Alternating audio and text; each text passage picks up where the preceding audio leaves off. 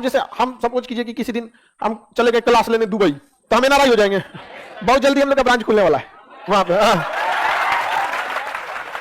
समझ में आ गया कि नहीं आ गया? हाँ, वहां की व्यवस्था अलग है, एजुकेशन सिस्टम यहां से अलग ही है, वहां पे काफी सारी चेंजिंग है। अभी इन लोगों को समझ में नहीं आएगा। हमको, मेरा उद्देश्य पैसा कमाना नहीं, दुनिया को एहसास दिलाना कि टीचर का प्रोडक्शन भारत से ही होता है। नहीं समझे? आज देखिएगा कि चाइना क्या है, सामान के मैन्युफैक्चरिंग के लिए। हमें विश्व गुरु इसलिए नहीं कहा जाता कि पूरी दुनिया के हम लोग ऊपर सिखाते थे। दुनिया में कहीं भी बढ़िया टीचर की जरूरत होती थी, कहां से ले जाते थे? तो धीरे धीरे जाएंगे यहाँ पे, समझ आएगा कि नहीं? पाकिस्तान में ना जाने का। भारत में 55 लाख से ज्यादा लोग विदेशों में काम कर रहे होते हैं, और भारत में उनको, भारत के लोग तरजीह नहीं देते हैं, जबकि वो लोग इतना महान काम करते हैं, विदेशों में काम करते हैं, वहां पे वर्क करेंगे, वहां का खाना खाएंगे, वहां के गवर्नमेंट के हिसाब से अपना जीवन यापन करेंगे, वहीं पे मेहनत मजदूरी करेंगे और पैसा भेज देंगे भारत। भारत ने उनको क्या दिया? कुछ नहीं। एक राजदूत बैठा है, कुछ कैसे नहीं। 13 लाख फौज खड़ी है इधर, एक को कुछ करके तो देखे। नहीं समझ गया? ऐसा नहीं कि आप देश के लिए कुछ कीजिएगा तो देश आपके लिए नहीं करेगा, लेकिन हाँ, वैसे लोगों को सैल्यूट जो गुमनाम रहकर कि देश को बचाते हैं। 1998 में जब परमाणु परीक्षण हुआ था, तो अमेरिका ने हमारी कमर तोड़ करके रख दिया था। पूरी कोई भी देश भारत से व्यापार न करे। भारत की इकोनॉमी चौपट हो गई, पैसे आना जाना बंद हो गया। रूस के साथ भी तो यही है, लेकिन रूस के साथ एक प्लस पॉइंट है, यूरोप वाले गैस कहां से खरीदेंगे, पेट्रोलियम कहां से करेंगे? रूस, दूसरा उनके पास कोई रास्ता ही नहीं है, तो रूस बच गया किसके बदौलत? गैस और पेट्रोलियम का। हम लोग ना गैस है ना पेट्रोलियम है, और भी 1998 में।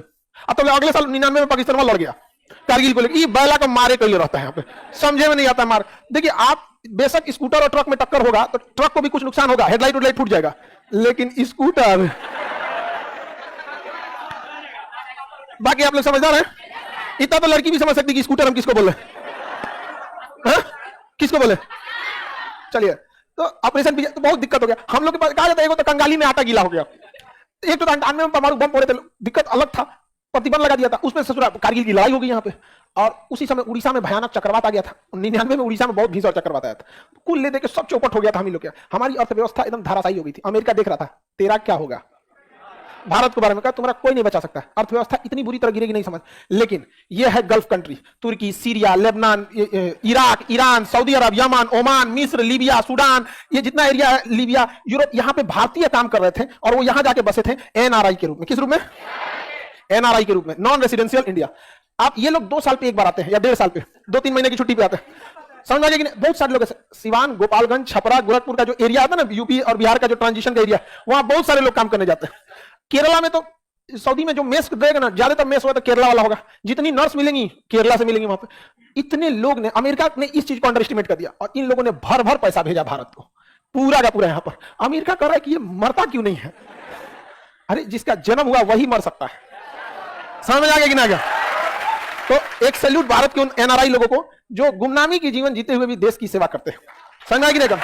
आप में बहुत लोगों के पिताजी अगर काम करते होंगे बाहर में, कोई एनआरआई है आप लोग में? हाँ, बहुत सारे लोग एनआरआई में काम करते हैं और सैलरी भी अच्छी मिलती है। सैलरी अच्छी मिलने का एक रीजन है, वहां उनको सैलरी कम मिलती है, लेकिन भारत में आने के बाद सैलरी ज्यादा हुई। समझ में आ गया कि नहीं? 13 गुना 14 गुना हो जाता है सीधे। अब वहां जाएंगे, अगर कतर में अभी फीफा हो रहा था, बहुत सारा कंस्ट्रक्शन में काम कर, अगर वहां 1000 मिल रहा है, यहाँ के 13,000 हो जाएगा, 10,000 मिल रहा है, 1,30,000 हो गया। समझ में आ रहा है कि नहीं आएगा? तो सैलरी ज्यादा नहीं मिलती है, बट कन्वर्ट में ज्यादा।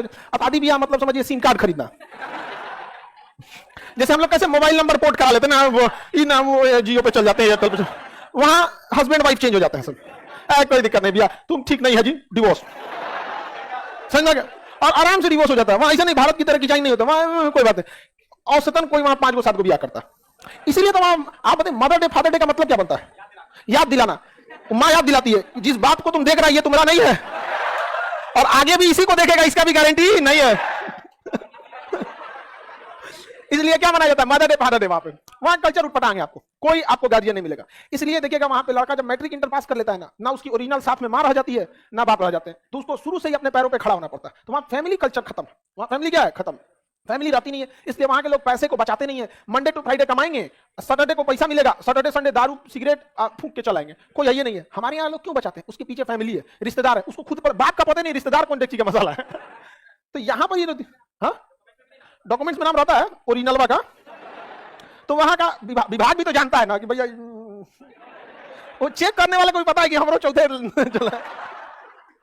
एनआरआई लोग भारत में आएंगे तो उन्हें कोई दिक्कत नहीं होगा। जैसे आपके चाचा बाबा गांव के लोग आते हैं काम करने, कोई दिक्कत नहीं होता। उनके वोट डालने के लिए अभी भी भारत में प्रॉपर व्यवस्था नहीं है। हालांकि वो प्रॉक्सी वोट डाल सकते हैं, प्रॉक्सी वोट डाल सकते हैं, लेकिन उन्हें वोट डालने की प्रॉपर व्यवस्था रहनी चाहिए। इलेक्शन से एक हफ्ता पहले वो लोग मतदान के द्वारा मतदान केंद्र पर वोट डाल सकते हैं, ताकि वहां पोस्टल ऑफिस से पहुंच सके। यह व्यवस्था कम से कम भारत को करना चाहिए प्रॉपर ढंग से। अभी भी है लेकिन प्रॉपर नहीं है। एटलीस्ट जो देश को इतना दे रहा है कम से कम उसका मतदान तो ले लो। लेकिन समझते हैं हमारे यहाँ सारा कांड होने के बाद इलेक्शन खत्म होगा दो चीजों पे, या तो वो धर्म पे जाएगा या तो जाति पे जाएगा। धर्म या जाति पर। और एजुकेटेड इंसान कभी इस पे बात नहीं करता, समझा कि ना।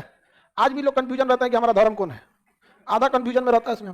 1000 साल से जिस व्यवस्था को कायम किया गया कि कौन सा धर्म कौन जाति, कुछ लम्हों में हम धाराशाही कर दिए। आज परेशान है लोग, हमारा जाति पता नहीं चलता है किसी को। एक चीज पता चलता है कि हम इंडियन है। समझ, ये केवल इंडिया के लोगों को नहीं पता है, पड़ोस वालों को भी पता है कि इंडियन है। अब बहुत खतरनाक है।